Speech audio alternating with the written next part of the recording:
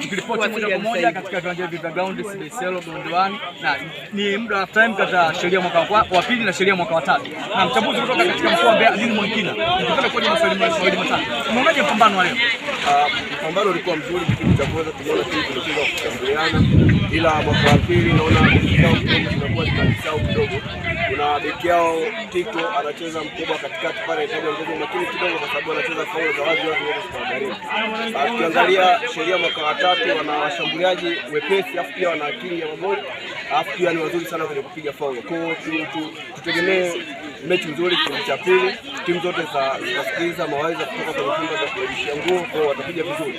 Wanahisi ni strategy zipi ambazo waweke mwaka wa pili waweze kupata ushindi? Naona makocha wote wawili wameangalia udhaifu wa timu zao.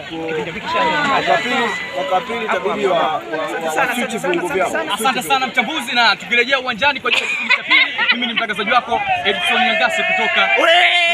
Asante.